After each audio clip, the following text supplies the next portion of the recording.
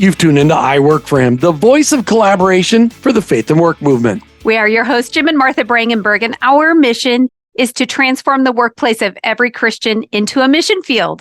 What does that look like in your workplace? Well, we're going to find out right now.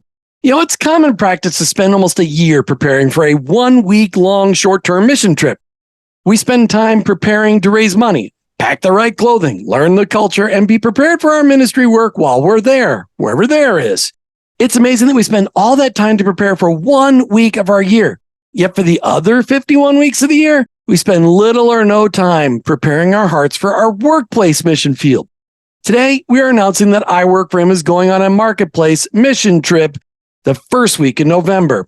We invite you to join us on this trip. This week on I Work for Him, we're going to talk about preparing our heart, mind, soul, and strength for going on a marketplace mission trip to your own workplace, your ministry place, your mission field. Mike Henry is with us today from followerofone.org, followerofone.org, and he's going to explain how we prepare our hearts for going to work. Mike Henry, thanks for being back on I Work for Him. Hey, thanks for having me. Great to be here. It's great to have you here. Mike, why a marketplace missions trip? What's the backstory behind Follower of One? Well, I never could figure out why driving to work wasn't a mission trip. Why is it going to somewhere else a mission trip, but going to the places where I go not a mission trip? Why did I have to go someplace different? And it came out of a conversation with a pastor years ago where they were trying to talk me into going on an overseas mission trip, and I couldn't get away from work. And I said, but I drive 30 miles a day to work. How is that not a mission trip? What did and they say? The story just kind of stuck. It's stuck. It stuck there for a while, didn't it, Mike? It did. So, yeah, it took us 12 or 13 years to actually turn it into something. But I love the way that you wrestled with that question. I mean, I love your heart, and you just have such a passion for communicating this process to other people. But we know firsthand that you wrestled with it in your own life. So did you test that out? Did you say, okay, I'm going to go on my own little mission trip to work, or what happened next? Well, I actually was just kind of complaining about this to a friend maybe a dozen years after that conversation. And the young friend said, why don't you do a virtual mission trip? And my mind started working. It kicked into gear. What would it take to actually challenge us to go to our workplaces and do this instead of just me whining about it? And that's where we started out by using a book, but now we've evolved into this kind of using devotionals. So people don't even have to pay to do this. It's just designed to get us to thinking about going to work and establishing relationships with the people that we work with, such that we might be able to serve them and point them to Jesus. You know, a lot of missionaries, I've had arguments with missionaries, overseas missionaries that say, your workplace isn't a mission field. And I say, really? I mean, this is the perspective is, to me, a mission field is a place where you go, where there are people who are lost and hopeless, people that don't know Jesus.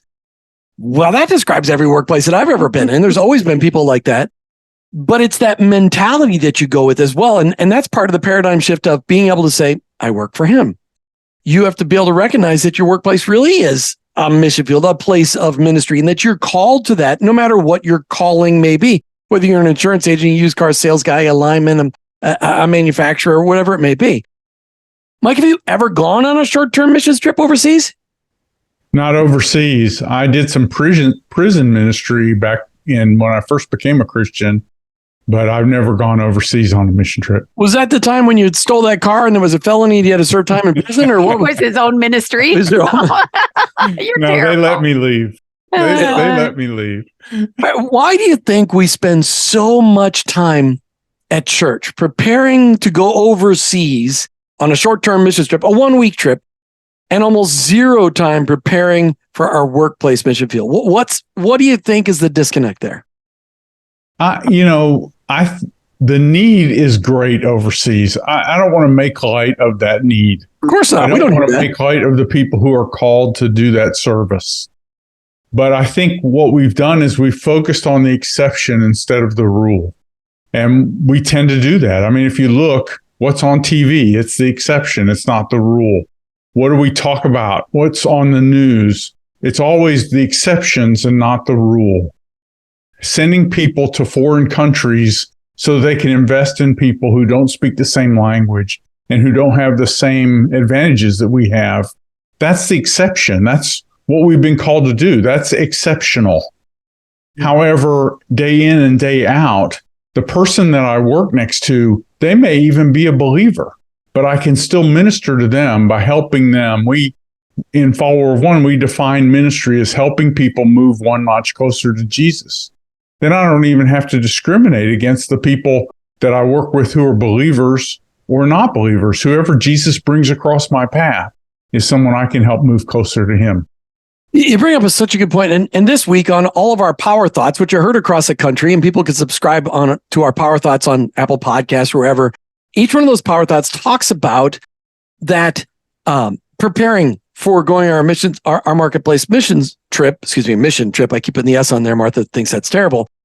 But what's amazing is that, when we go overseas, we don't know the culture, we don't know the language, we don't know the food.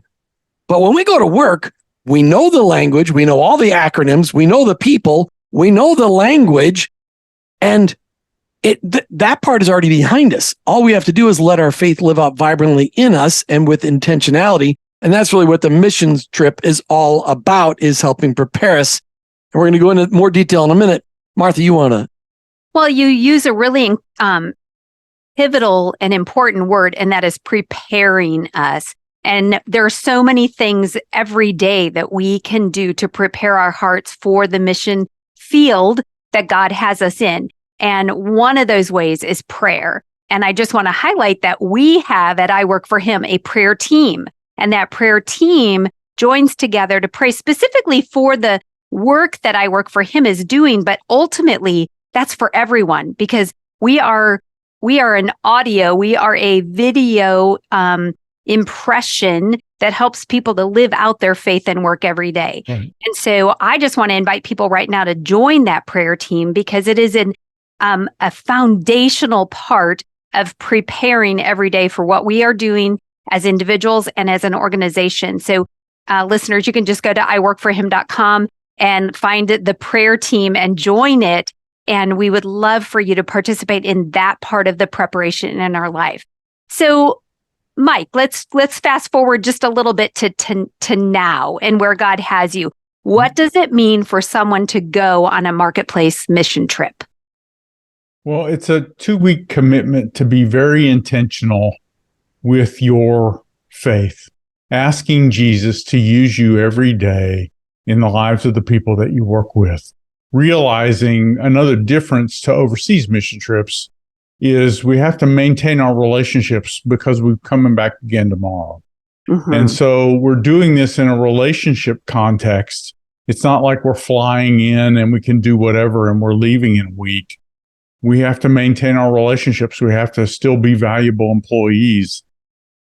And it's these, we practice these 5 daily activities that we've come up with, 5 daily habits. And we learn about those in the first week. That's preparation for this. And then the second week is we put those actions into action. We make those things happen, and God shows up. He does all kinds of cool things in the lives of the people who have done this. So talk about it. How do we prepare our hearts, minds, souls, and strength for this 2-week exercise, which we'd like to become second nature? Well, so we start with prayer, like Martha was talking about. Our 5 daily habits are pray, appreciate others, know what you believe, serve others, and speak for yourself. And each day of the first week is a devotional and a video that walks you through those 5 points. And we start praying for the people that we work with and start asking God to use us in their lives. And then what we see is things start happening. All right, those 5 things: pray, appreciate others, and I got the last one, speak for yourself. What were the middle 2? Know what you believe is the third one. And the fourth one is serve others. And the fifth is speak for yourself.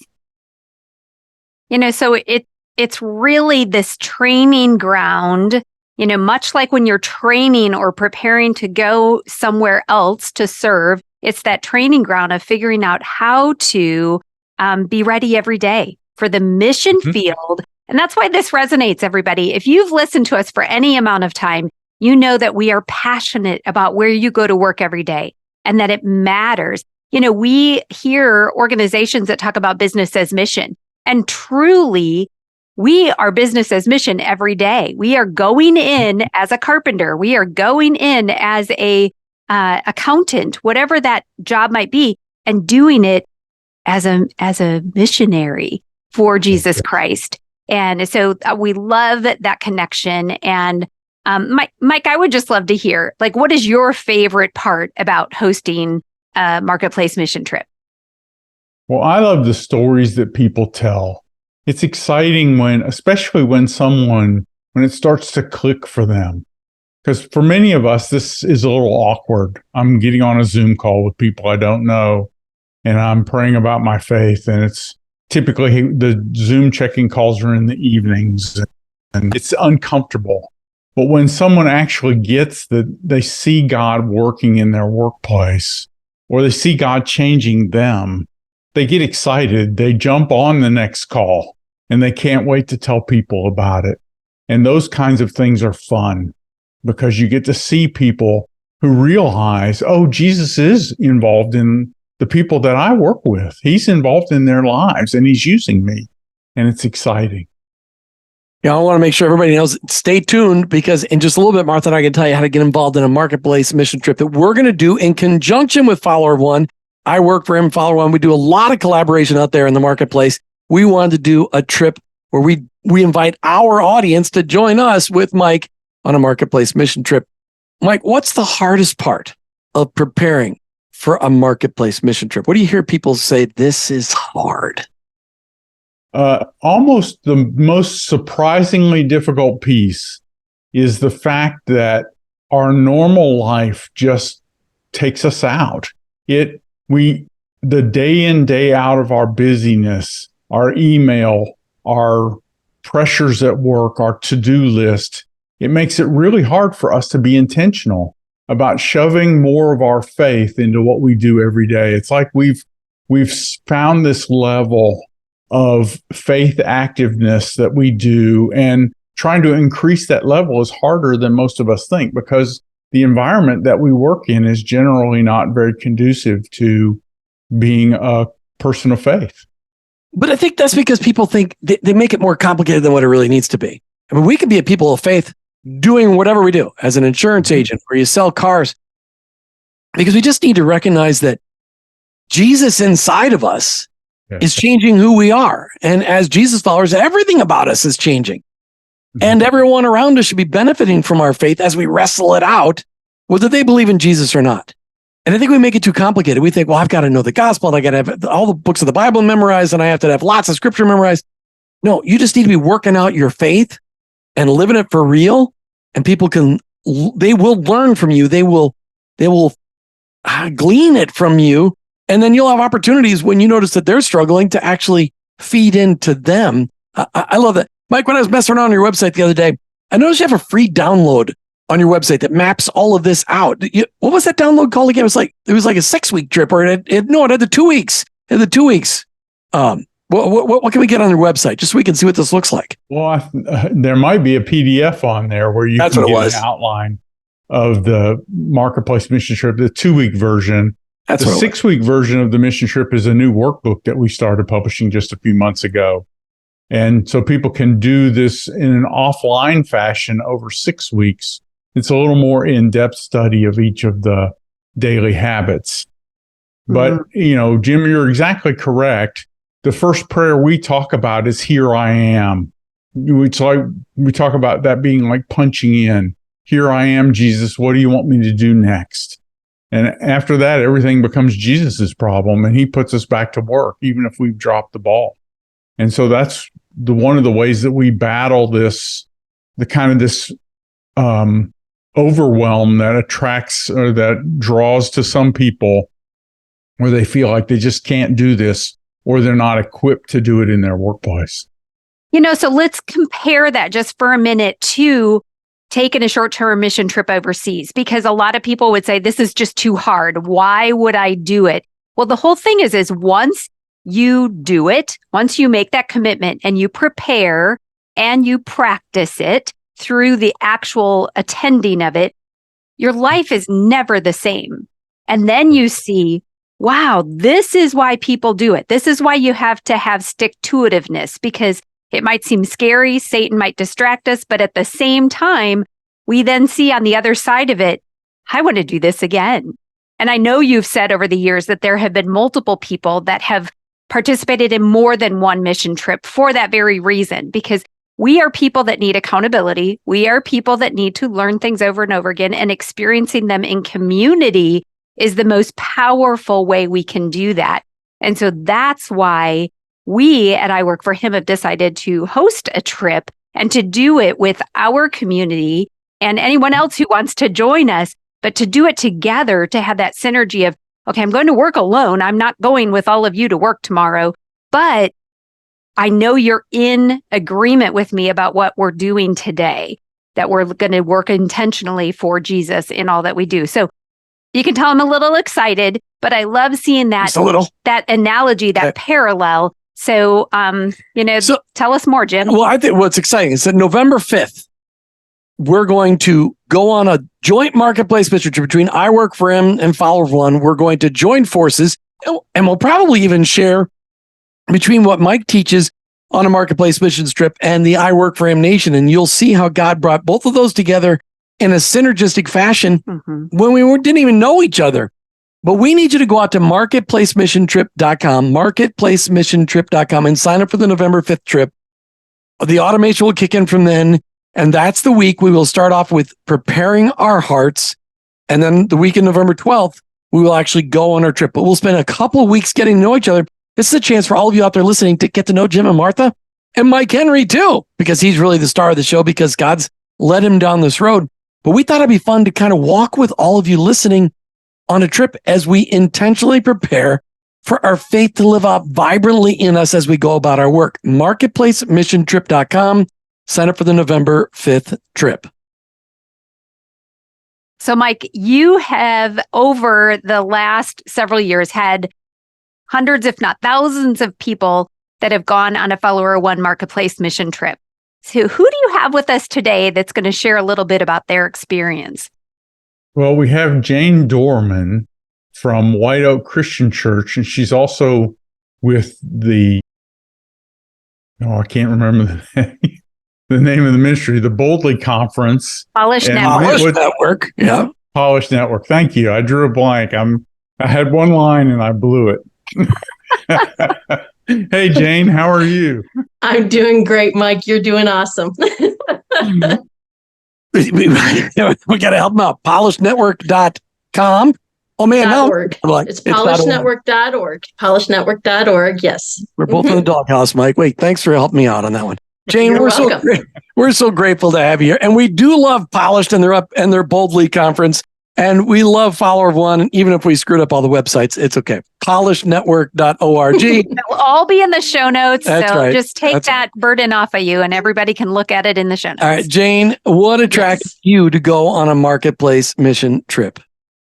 Well, I got to say, about a year ago is when Mike and I first met at the AWOP XL Summit here in Cincinnati. It was on purpose with Chuck Proudfit. That's right, at Work on Purpose. And it was my first event ever to attend with them. And I was sitting there in the audience, and Mike was on stage talking about this idea of a virtual mission trip. And my ears perked up, and I was really excited because Mike was speaking my language. I totally get this idea of I'm on mission every day, whether it's in the workplace, whether it's in my house, whether it's down the street at Target, going shopping. I'm on mission every single day. And I loved the heart behind it because it felt like, oh my goodness, somebody else gets it. So we met at the At Work on Purpose Summit. We met on Zoom like a week later, and we talked about okay, tell me more. I really want to try this. And he invited me to sign up for the next mission trip, which was like a month later. And so the rest was history. I was super excited to participate. So what did you experience in that preparation time that you could kind of give us a little peek behind the curtain? Sure. I will say my experience with the preparation for it, looking on paper, when you look at what is required of you to participate or, how to do it, I was a little intimidated because I'm like, oh goodness, this feels like a lot. Like I have a devotion to do every single day. And then the next week I have a phone call or Zoom call every single night with it. Can I do that? And I just felt the Holy Spirit really stirring within me to say, I've made this connection with you and Mike for a reason. And I want you to be obedient with stewarding your time with this. And you know what? Really just setting up your account and seeing the follower of one community online and starting to connect with people I'd never met before. It was like this whole new world online. And just realizing that you're not alone in this. And when you actually choose to show up and you put it in your planner, this is the time I'm going to show up, do the devotional, which took less than 5 minutes to do. And then that really set the tone for every single day going into it, of creating this heightened awareness of who was in my circle or spheres of influence, who am I in contact with on a regular basis that maybe I don't even notice on the regular, and God was like, I made them and you're on mission to love them like I love you. So it was a really cool experience, and it really just opened up this world to connect with other people that I would never connect with on a regular basis. So what was the biggest surprise for you when you went on the trip? Who was the biggest surprise? The person that was in your regular schedule that you never really noticed before, or that may be harsh, but somebody that Lord goes, see, this is one of the people I was talking to you about. I mean, who was it? Well, I got to tell you, when the first mission trip I went on, it was in September. So it was around school had been starting, and school life has just been crazy since COVID. Okay. And so they decided, our school staff decided to do a different format of drop off and pickup line. I don't know if you've ever experienced a drop off or school pickup line, but it is terrible. Sometimes you're just sitting there for an hour, bring a snack, hang out. But they tried to I would implement suggest it. listening to the I Work for Him podcast while There you go. That might be That's better. right. And the Follower of One podcast. That would be it. Go out to Apple Podcasts and subscribe to both of them so you've got something to listen to in the school pickup line. Yes, absolutely. I love that. Wait a minute. How about the Polished podcast? Because you're going to be in charge of the Polished podcast. So, okay, there we go. Free yes, we got it all covered. I love that. Yes, podcasts are essential in the school pickup line. So I was sitting there, and it was tensions were really high. Things were not going well the first couple of weeks, and especially in the preparation week, it was awful. Parents were getting out of their cars and yelling at the staff, and it was just really not great. I'm sitting there in my car, I'm frustrated, but come on.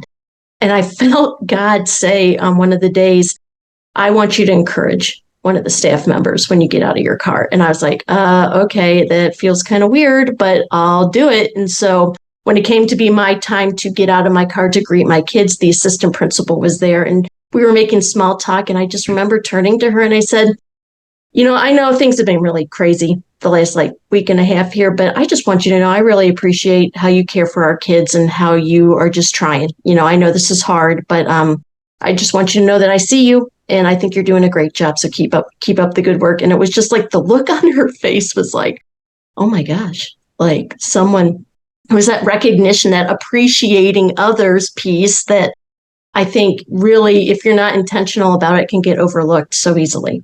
Mm-hmm. For sure. Wow. How amazing that this is the key here. You were being encouraged to follow through on those prompts, right? And to see the opportunity that the Holy Spirit was giving you, and you were obedient to that. Okay. So you took the trip, you came back, and you then took some people from your church on a trip. Yes. Why would you do that? Why would I do that? Well, I serve on the teaching team at our church, and God has put me in a really unique situation where I am in the room with the leaders of our church who make decisions. And every year we gather for a retreat and we determine the sermon series for the next year.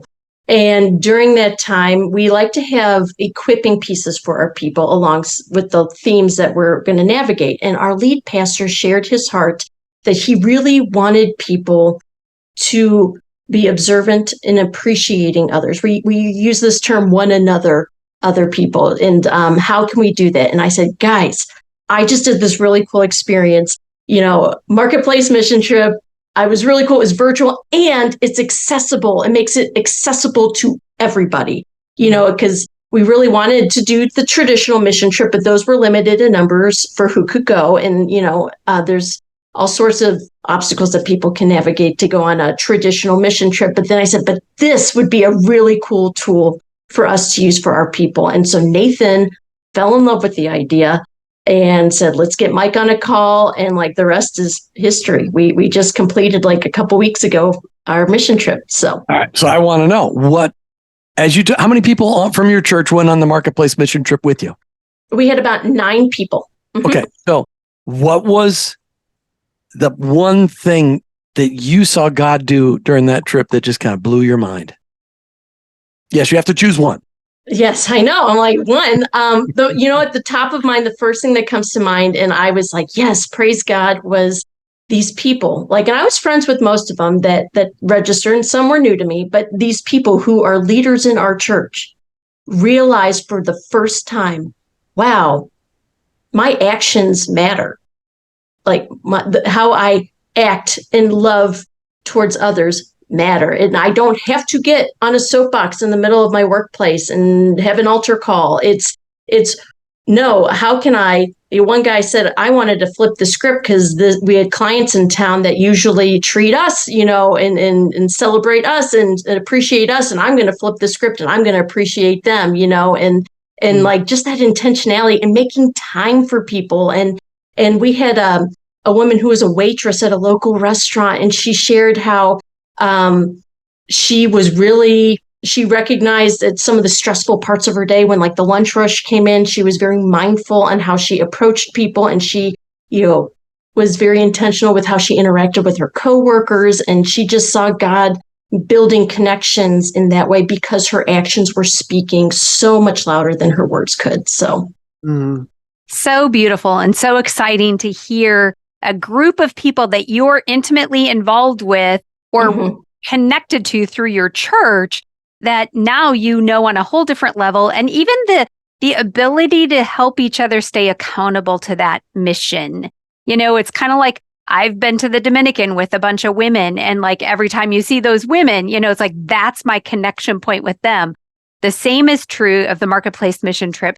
And Jim and I are very excited to go on another one and actually participate with the I Work for Him community with one for that very reason, because we were blown away by the relationships, Jim, that we built during those evening Zoom calls, following up, hearing the testimony, hearing what God was doing, taking our ordinary days and making them extraordinary for the kingdom. Ooh, good and that's line. Thanks. You could That tweet is good. Okay. or exit or whatever you do. I don't know that. Exit. But, I think that that's why we get so excited, because we do learn from hearing other people's experiences, and our actions do speak loudly for the gospel. So thanks for sharing that. And thank you for taking that step of faith and inviting your church along on the journey. I got one more question for you. I just wasn't waiting for Martha to get done. All right. So you've taken the 10 of you now have gone from your church on a marketplace mission trip. Do you have another one planned? Or, did the pastor get to go? What's next? What's next? Well, I'm glad you asked. We actually just had our sermon series retreat for 2024. And one of the sermon series is very evangelism focused. And I said, guys, we were in the middle of the marketplace mission trip during this time. I said, you guys, everything we are talking about that we want our people to do, we're doing it. We are doing it in this mission trip. And so what's next is, I don't even think I told Mike this, but in September, I believe this particular sermon series is happening. And we are going to be using that sermon series as a catalyst to say, sign up. At the end of September, we're going to be doing another mission trip, and we have collected all the testimonies from every single person that went on this last one. And I got to tell you, these people are excited to do it again, and they want to bring more people with them. So I'm really excited.